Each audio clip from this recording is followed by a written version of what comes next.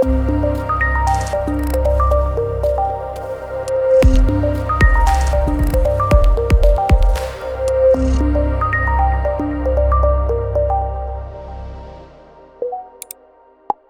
me, Indigenous harm reduction is embedded in Indigenous cultures, that prior to colonization, that we really took care of all people in the circle, that there was no one that was above anyone else in the circle. And I think today they call that kind of wraparound care, but it was embedded in our way of life and our way of relationality. Indigenous harm reduction for me focuses on the 4 quadrants of the medicine wheel.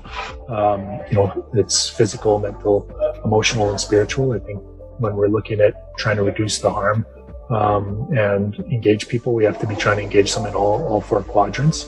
I think it differs from the Western model of harm reduction because that model is really focused only on physical health for the most part. For me, all of the teachings, everything that we're taught is about inclusivity.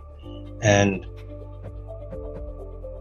if we are taught to be inclusive, then we need to make space for those who are using substances. Our ancestors used everything around them to protect themselves and take care of themselves, and I believe we should do the same. Harm reduction is not something new. It's just that's what they're calling it. To me, that's kind of what I understand as Indigenous harm reduction, that nobody is excluded from our circles, no matter what, no matter how they come to us for a reason. And if we are in a good place, if we are in a place of loving and practicing those traditional laws, values, and ways of being, then we embrace all of those people that come to be a part of that circle. Substance use is completely and inextricably linked to colonialism. A lot of the harms that were, quote, historically perpetuated are still ongoing. So a good example of that is, although residential schools closed, last one in 1996, the foster care system is basically an extension of the residential school system. And many of the people that we work with have come through the foster care system, and it creates this major disconnect between community and family. And disconnect is what basically fuels addiction.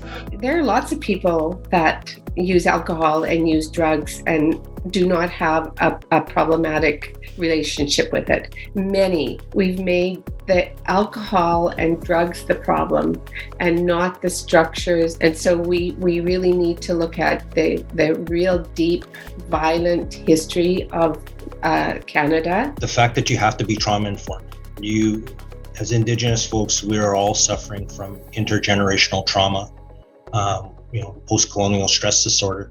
And we're at different levels of healing from that. Some are really healed and some of them haven't even started that journey. We know that that's a lot of the reasons why a lot of our relatives are using substances, is to numb that pain. And who can blame them? It hurts to walk around like that.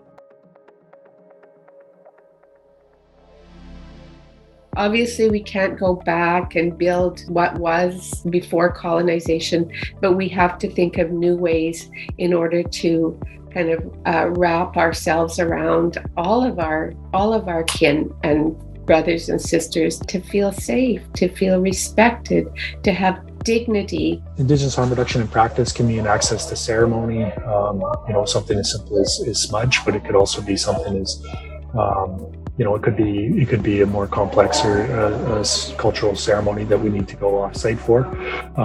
And then the other part is staff representation. I think it's important to have Indigenous staff if you're implementing Indigenous programming, and it shouldn't be as a tokenized position. It is when my spirit and their spirit connects. That is the power of healing one another. Programs don't heal people. People heal people. Access to Indigenous languages is very important. Having materials in Indigenous languages, but also having Indigenous language speakers on staff is vital to the type of work that we do. Always think about power dynamics, in relationship, because we've kind of built it into this kind of Western notion that Indigenous people need to be saved.